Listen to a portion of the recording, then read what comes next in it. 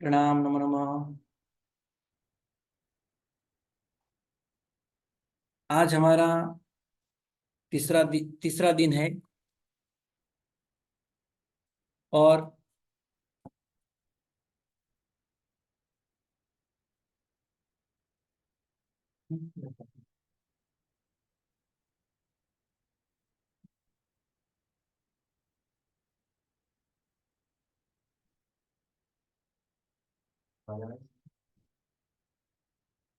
सभी को आवाज आ रही है।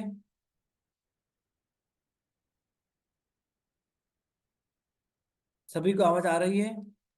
जी गुरु हाँ जी। जी जी गुरु हाँ सर। जी गुरु जी जी गुरु जी। क्लियर है। जी गुरु जी। हाँ, मैं आ रुक भी गई रही थी। थी।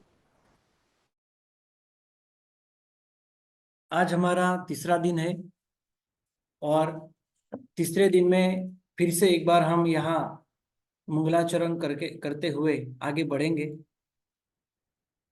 नमो अरिहंतानम, नमो सिद्धानम, नमो आयरियानम, नमो उवज्झायानम, नमो लोए सव्व साहुनम, एसो पंच नमोकारो सव्व पावपनाशनो मंगलानम च सव्वे सेम परमम हवई मंगलम।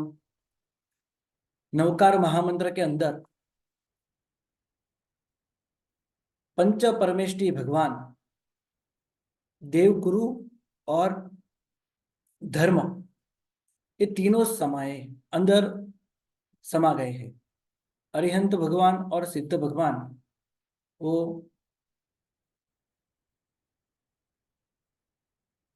देव तत्व है। आचार्य भगवान, उपाध्याय जी भगवान और सर्व साधु भगवान ये गुरु तत्व है। और ये दोनों ने जिसकी प्ररूपणा की है वो है जैन धर्म।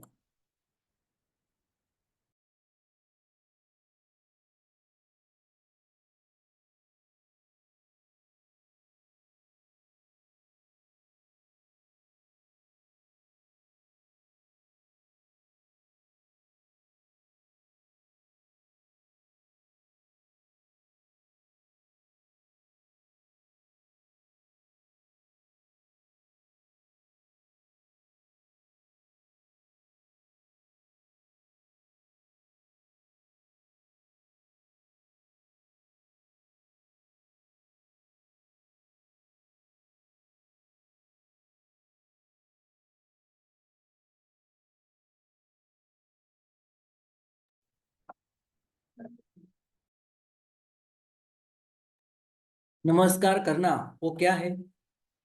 तो धर्म है। तो ऐसे देव तत्व, गुरु तत्व, ये दोनों तत्व इस नमस्कार महामंत्र में है। और भी बहुत सारी बातें हम यहाँ समझने वाले हैं और सीखने वाले हैं।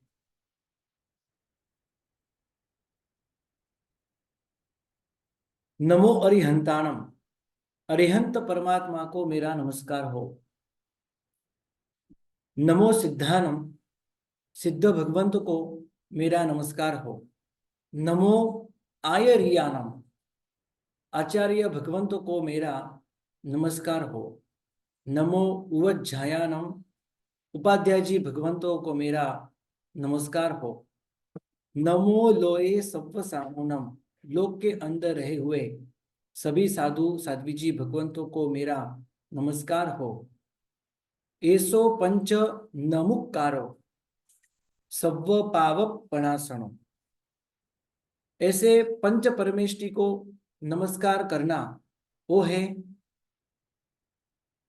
सर्व पापों का नाशक। यानी नमस्कार वो सर्व पापों का नाश करने वाला है। मंगलानम च सव्यसीम परमम हवै मंगलम, वड़ी। और ये नमस्कार महामंत्र सर्व मंगल के अंदर बहुत सारे मंगल है, द्रव्य मंगल, भाव मंगल, लेकिन सभी मंगलों में सर्वश्रेष्ठ मंगल, सर्वश्रेष्ठ कोई है तो ये नमस्कार महामंत्र है। ऐसा अर्थ हमने पहले सीखा हुआ था। अरिहंत भगवान की बात हम यहाँ अभी कर रहे हैं। तो कल हमने 12 गुणों की बात की थी। अरिहंत भगवान किसे कहते हैं? अरि यानी शत्रु, हंत यानी नाश करना। अंतरंग शत्रु जिसने नाश किए हैं, ऐसे गुणवान वितरागी परमात्मा जो है वही है अरिहंत परमात्मा, कि जो 12 गुणों से युक्त है। आज प्रातिहार्य और 4 प्रकार के अतिशय, 4 प्रकार के अतिशय, अपया पद्म अतिशय, ज्ञानातिशय, पूजातिशय और वचनातिशय।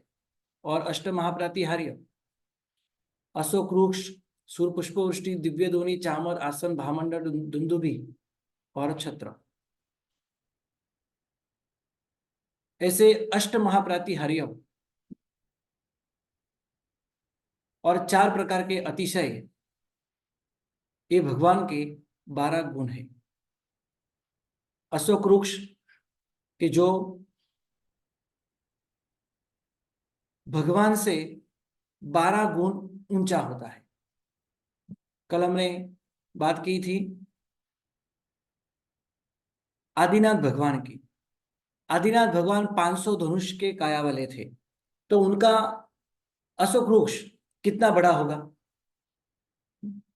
तो 6000 धनुष, यानी 3 गांव, ऐसे भी कह सकते हैं।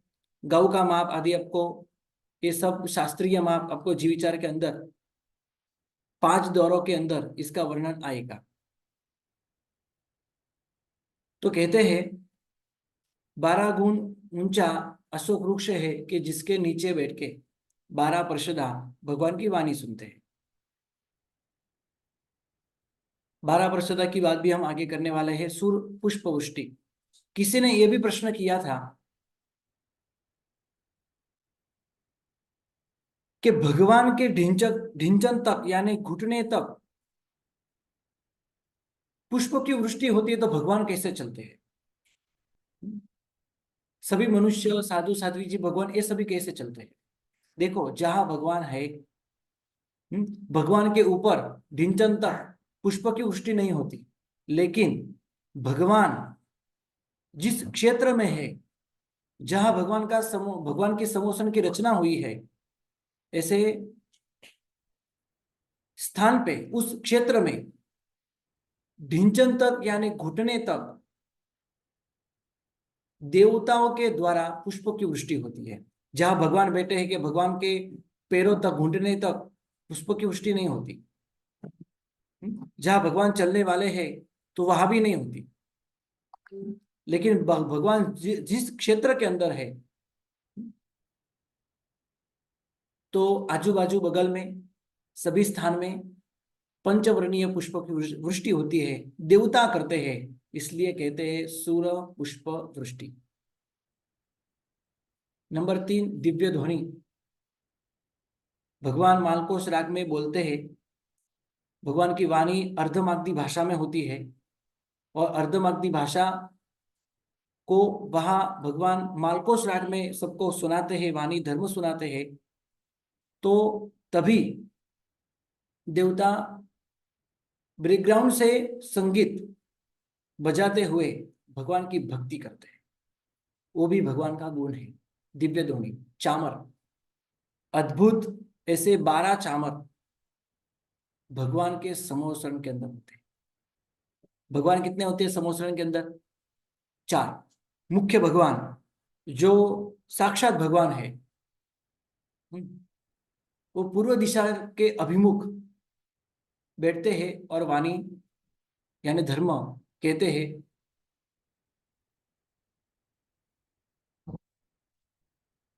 तो बाकी के 3 दिशा में भगवान के प्रतिबिंब होते हैं। भगवान के 3 प्रतिबिंब होते हैं, जो साक्षात भगवान नहीं होते, लेकिन भगवान जैसे ही दिखते हैं। कोई प्रतिबिंब को देख के ऐसा नहीं कह सकता कि ये भगवान नहीं है। देखने के बाद तो ऐसा ही लगेगा ये भगवान ही है।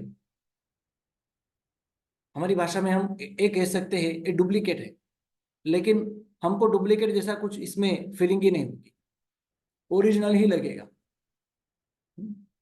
ऐसे चार भगवान है, तो चारों भगवान के लिए दो दो देवता चामर लेके बैठ जाते हैं।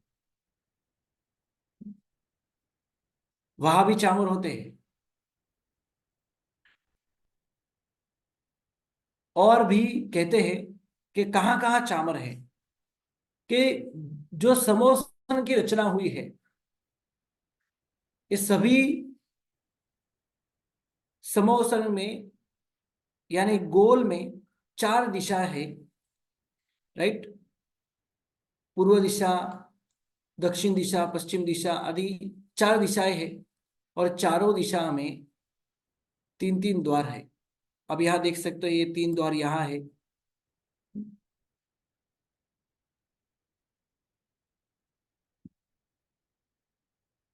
यहाँ भी तीन द्वार है। वैसे यहाँ भी तीन द्वार बताए गए हैं और यहाँ भी तीन द्वार बताए गए। तो तीन तीन तीन तीन तीन कितने हुए? 12 हुए। ऐसे 12 चामर देवता लेके खड़े रहते हैं, जो आते हैं सभी की भक्ति करते हैं। भगवान के लिए मैंने बताया, भगवान के लिए तो 8 चामर होते हैं। भगवान चार है, दो साइड दो दो चामर होते हैं, तो भगवान के लिए 8 चामर। और समोसन के जो द्वार होते हैं, वहां भी देवता चामर लेके खड़े रहते हैं। ऐसे बहुत सारे चामर भगवान के समोसन के अंदर है, अद्भुत है। तो ये भगवान का गुण है चामर। नंबर 5, आसन। आसन तो सिर्फ चार ही होते हैं, और चारों दिशा में चार अरिहंत परमात्मा बैठ के देशना देते हैं। जिसके ऊपर सिंह का आसन, सिंह की आकृति है, सिंह का आकार है। ऐसे सिंहासन वही है आसन। और ऐसे आसन ऊपर बैठे हुए तीर्थंकर परमात्मा दृष्टा देते हैं। तो वो चार सिंहासन, वो भी भगवान के गुण है आसन। भामंडल, भगवान के तेज पुंज जो यहाँ आपको दिखाई दे रहा है, ये भामंडल है। भगवान भगवान के शरीर का संपूर्ण तेज इस भामंडल के अंदर समाया गया है, इसलिए हम भगवान को देख सकते हैं। क्योंकि भगवान को जब केवल ज्ञान की प्राप्ति होती है, तब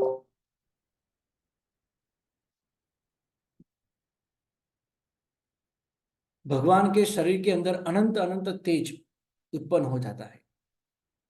और इसी तेज के कारण हम भगवान को देख नहीं सकते, भगवान का मुख नहीं देख सकते, लेकिन तुरंत भगवान के मस्तक के पीछे देवता आके आभा मंडल यानी तेज पुंज बनाते हैं, जिसके अंदर संपूर्ण भगवान का तेज समा जाता है, और जिसके कारण भगवान को हम देख सकते हैं। वो है भामंडल। दुंदुभी सभी को आमंत्रण देने के लिए देवता दुंदुभी बजाते हैं, और सबको कहते हैं कि भगवान की वाणी सुनने के लिए आप पधारो। ऐसे इनविटेशन देना, आमंत्रित करना, मेहमानों को बुलाना, वो है दुंदुभी। वो भी बहुत ही अद्भुत होती है। जैसे हम शरणाई बजाते हैं, वैसे ही देवता शरणाई बजा के, बड़े बड़े ढोल होते हैं, वो बजा के सबको इनविटेशन देते हैं, सबको बुलाते हैं कि भगवान की वाणी वितरागी ऐसे तीर्थंकर परमात्मा देशना दे रहे हैं, तो भगवान की देशना सुनने के लिए आप सभी लोग पधारें। इसको कहेंगे हम दुंदुभी।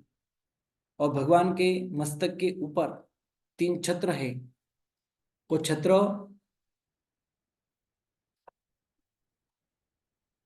3 लोक के वो नाथ है, इसका एक प्रतीक है।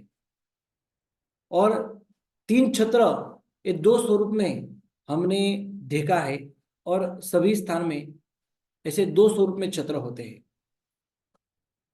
पहला छत्र बहुत ही बड़ा होता है, इसके नीचे छोटा छत्र होता है, और इसके नीचे तीसरा और इससे भी थोड़ा छोटा छत्र होता है।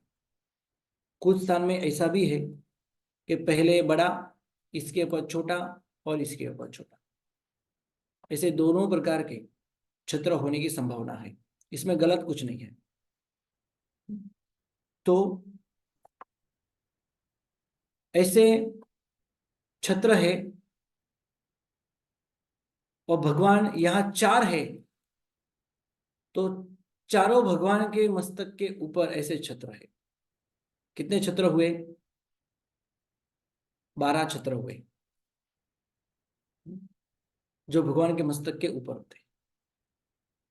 ये प्रतीक है, तीन लोक के भगवान नाथ है, भगवान देवादिदेव है, इसका ये प्रतीक है छत्र।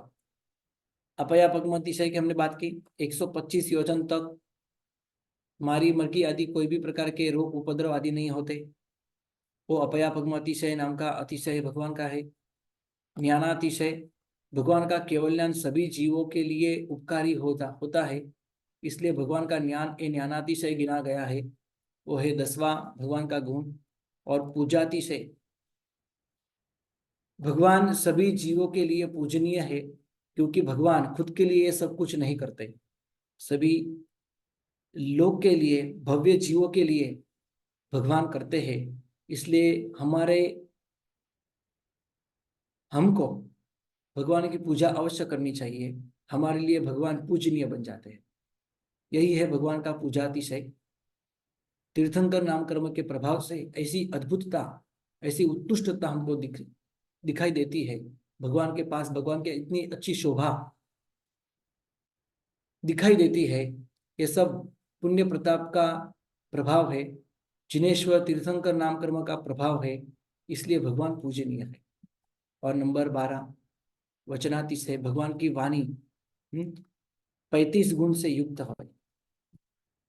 और ऐसे 35 गुण आगे आपको नमुत्तरम सूत्र के अंदर इसकी बात आपको सिखाई जाएगी कि 35 गुण क्या है, कैसी भगवान की वाणी होती है।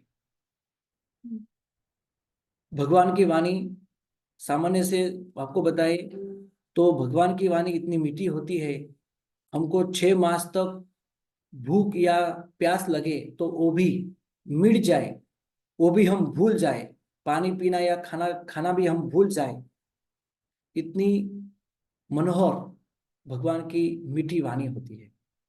यही भगवान का वचनातिशय है। भगवान की वाणी, भगवान के शब्दों हर किसी को अपने ही भाषा में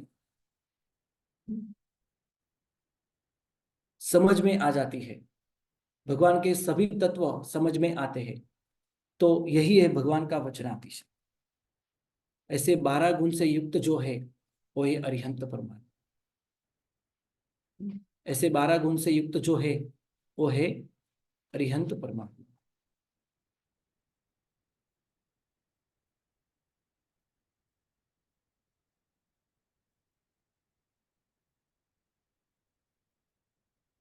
तो ऐसे हमने यहाँ अरिहंत परमात्मा की बात की। किसी को कोई प्रश्न हो तो आप आज पूछ सकते हो,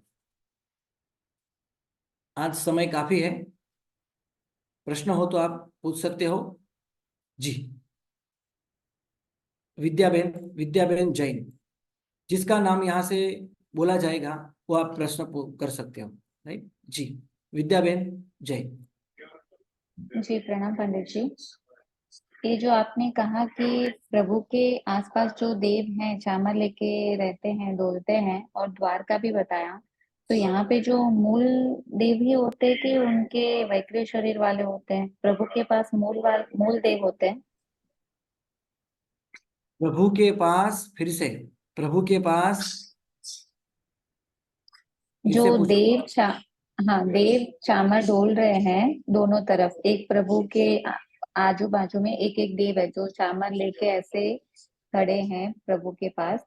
वो देव रियल वाले देव हैं कि वैकृत शरीर वाले देखो, रहते हैं? जी जी, ओके, ठीक है, सुनो। हम्म, सिर्फ भगवान के पास जो देवताओं खड़े रहते हैं, भगवान की वाणी सुनने के लिए जो देवताओं आते हैं, और धरती ऊपर, इस पृथ्वी के ऊपर कोई भी प्रकार के कभी भी देव जो आते हैं, ये सभी देव उनका मूल शरीर लेके कभी नहीं आते।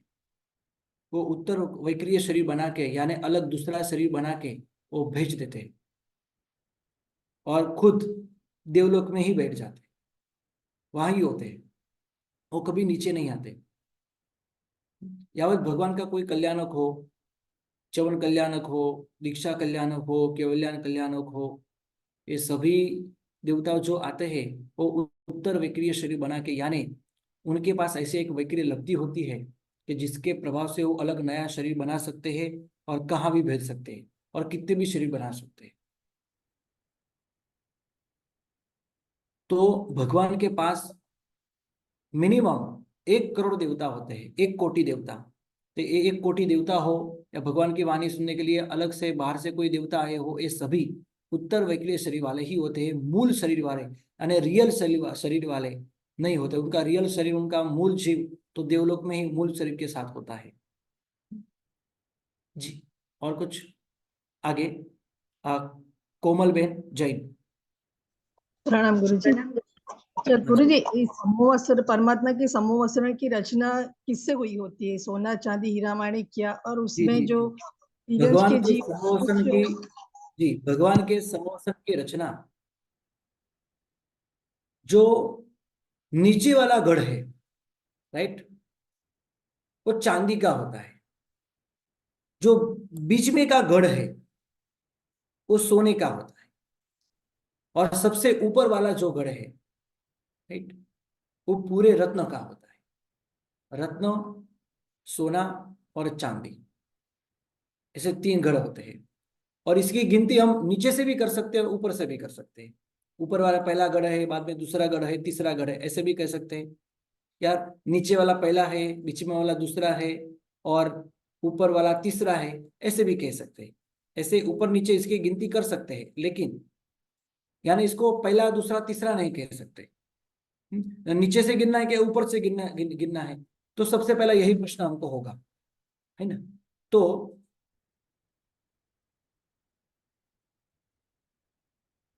सबसे नीचे वाला जो गढ़ है वो चांदी का होता है, बीच में वाला जो होता है वो सोने का होता है, और जो ऊपर वाला होता है वो रत्न का।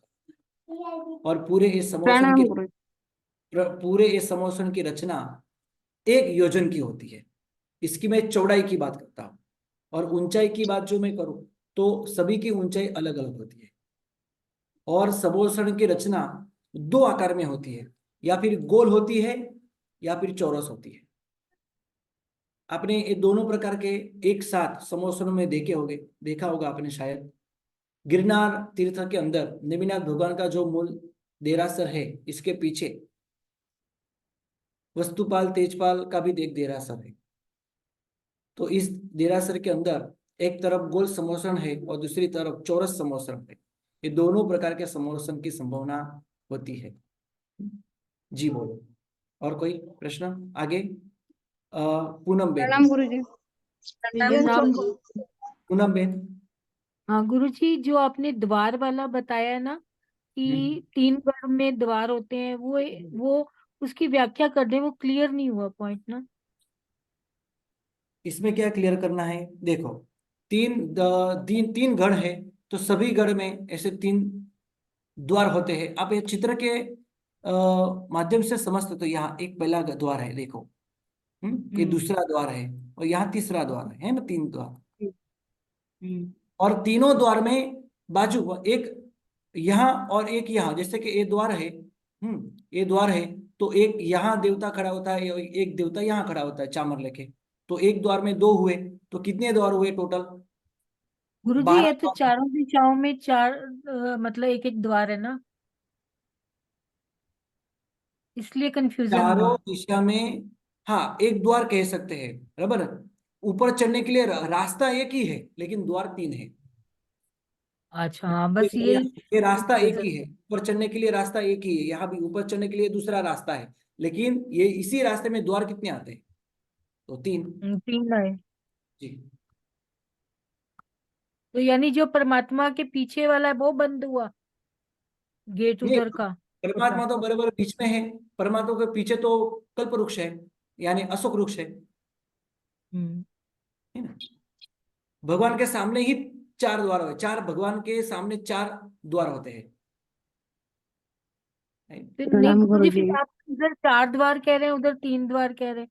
इस मतलब ये नहीं समझ लग रही एक ना। मिनट, एक मिनट, ना ऐसा नहीं गुरुजी है। मैं बोलूं? एक मिनट, हाँ देखो, चार, ये समोरसन जो है ना, समोरसन में चार रास्ते हैं ऊपर चढ़ने के लिए।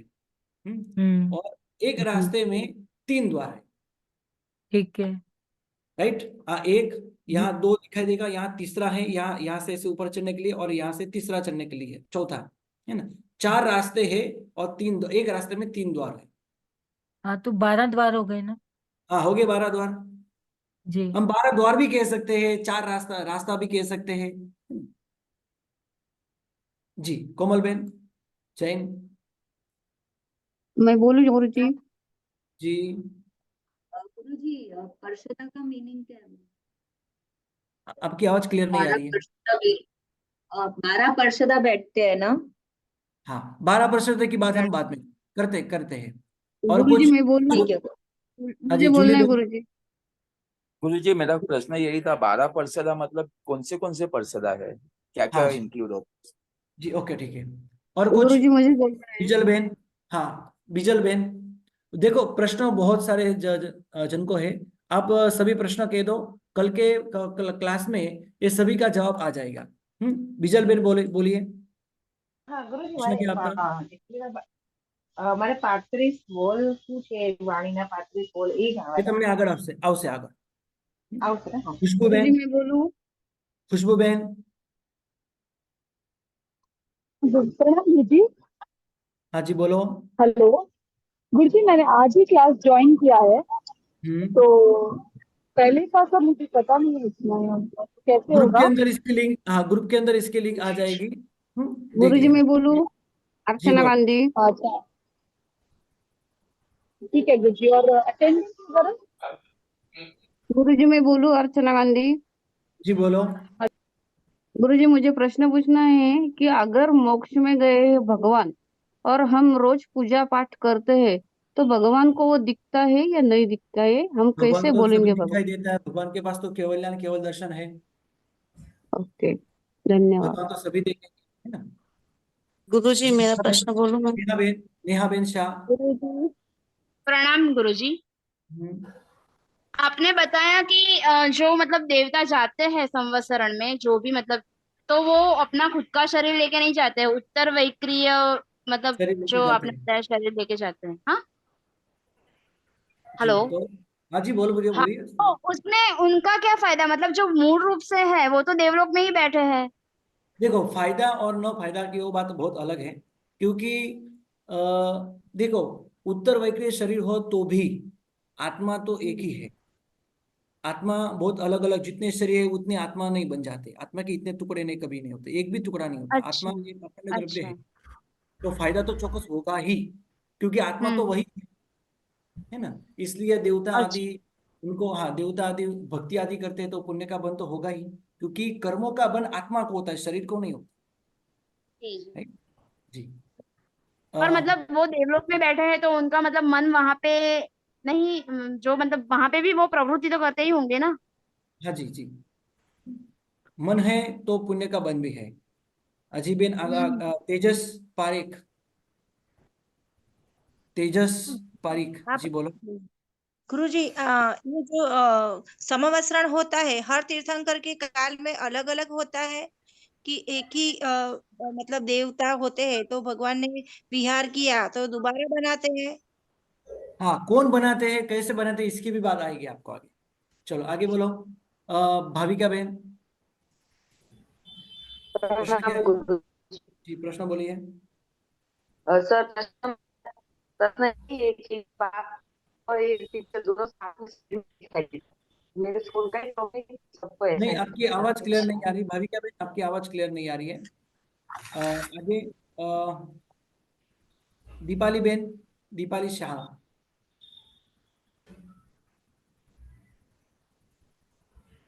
निमिषा बहन। હા પ્રણામ ગુરુજી. મને એ સમજવું છે જે હમણાં આપણે વાત કરીને કે વૈક્રિય શરીર લઈને જાય છે, અને મૂળ શરીર ત્યાં દેવલોકમાં જ હોય છે. તો એનું રીઝન શું હોય? એ તો સમજાઈ ગયું કે એમનો આત્મા એક જ હોય છે, પણ સ્ટીલ એનું એનું reason ક્લેરિફિકેશન. જો હા કે મૂળ શરીર સાથે ક્યારે પણ દેવતાઓ ન જાય, કારણ કે સ્વાભાવિક એમનો દેવલોક એમનાથી ન છૂટે, દેવલોકનું સુખ ન છૂટે, એટલે એ નીચે પોતાનું મૂળ શરીર લઈને ક્યારેય ઉતરે નહીં. પાર્શ્વનાથ ભગવાન આવેલા, પણ એ પાર્શ્વનાથ ભગવાનની વાત અલગ છે. પણ દેવતાઓને જેમ આપણને મળેલી વસ્તુ આપણે ક્યારેય ન છોડીએ. ભગવાનના મંદિરમાં જઈએ તો આપણે મોબાઈલ લઈને જતા હોઈએ. ઓકે. જેમ આપણે આપણા વસ્તુ પ્રત્યે આપણને રાગ હોય છે, તેમ દેવતાઓને પણ એ દેવલોકના સાધનો પ્રત્યે ભયંકર રાગ હોય. એ ક્યારે દેવલોક ન છોડે, ભલે ભગવાનનો કોઈ કલ્યાણક આવતા હોય તો પણ નહીં જાય, ભગવાન નિર્વાણ પામે તો પણ ન જાય. જી અચ્છા. દેવના અને હા, સોરી, શું કહેતા હતા ગુરુજી? જી આગે પ્રશ્ન મુझे બોલો. અચ્છા, એક મિનિટ, મારો એક પ્રશ્ન ખાલી બીજો છે, ભલે કાલે સમજાવજો. પ્રાતિહાર્યનો એક્ઝેક્ટ મિનિંગ મને સમજવો તો થોડો ડિટેલમાં. પ્રાતિહાર્ય એટલે ભગવાનની સાથે જે વિહાર કરે તે પ્રાતિહાર્ય. પ્રાતિહાર્ય અચ્છા, હંમેશા એ સાથે હોય એટલું લખેલું છે જ્યારે તો મેં, ચિતાના એટલે એ જ છે ને? પ્રેતના સાથે હોય. હાજી. હા, હા, ઓકે. પ્રણામ ગુરુજી.